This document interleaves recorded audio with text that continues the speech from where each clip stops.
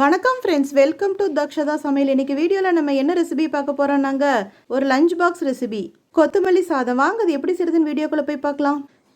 கொத்தமல்லி சாப்பாடு செய்கிறதுக்கு ஃபஸ்ட்டு என்னென்னலாம் அரைக்கலான்னு பார்த்துக்கலாங்க. இந்த மாதிரி ஒரு மிக்சி ஜார் எடுத்துக்கலாங்க. அதில் ஒரு மீடியம் சைஸ் பச்சை மிளகா உள்ளே போட்டுக்கலாங்க. ஒரு கைப்பிடி கொத்தமல்லி இலை, கொஞ்சமாக தண்ணி விட்டு நைஸ் பேஸ்ட்டு அரைச்சி எடுத்துக்கலாங்க. பாருங்கள், இந்த மாதிரி நம்ம கொத்தமல்லி பேஸ்ட் அரைச்சி எடுத்துட்டோம்.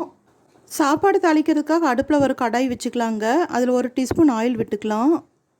பாருங்கள், எண்ணெய் சூடாயிடுச்சு. 4 கிராம் உள்ளே போட்டுக்கலாம். 1 இன்ச் அளவுக்கு பட்டை, அதையும் உள்ளே போட்டுக்கலாங்க. 1/4 டீஸ்பூன் சோம்பு, 5-6 முந்திரி. பாருங்கள், முந்திரி கோல்டன் ப்ரௌனாக வந்துருச்சு. இப்போ ஒரு பெரிய வெங்காயம் ஸ்லைஸாக கட் பண்ணியிருக்கேங்க, அதை உள்ளே போட்டுக்கலாம். அடுப்பு இப்போ சிம்மில் தாங்க இருக்குது. பாருங்கள், நல்லா வதக்கிட்டோம். எண்ணெய் பிரிஞ்சு வந்துட்டுருக்கு. இப்போ 1/2 டீஸ்பூன் இஞ்சி பூண்டு விழுது உள்ளே சேர்த்திக்கலாங்க. இந்த இஞ்சி பூண்டோட பச்சை வாசனை போய் எண்ணெய் பிரிஞ்சு வர்ற வரைக்கும் நம்ம வதக்கிக்கலாங்க. பாருங்கள், இஞ்சி பூண்டோட பச்சை வாசனை போயிருச்சுங்க. இப்போ நம்ம மிக்சியில் அரைச்சி வச்சுருக்கிற இந்த பேஸ்ட்டை உள்ளே ஊற்றிடலாங்க. அடுப்பு இப்போ மீடியம் ஃப்ளேமுக்கு மாற்றிக்கலாங்க. இப்போ 1/2 டீஸ்பூன் உப்பு சேர்த்திக்கலாம். அது கூடவே ஒரு உருளைக்கிழங்கு ஸ்கொயர் பீஸாக கட் பண்ணி வேக வச்சுருக்கேங்க. 80% பாயில் ஆகிருக்கு. அது இதில் சேர்த்திக்கலாங்க.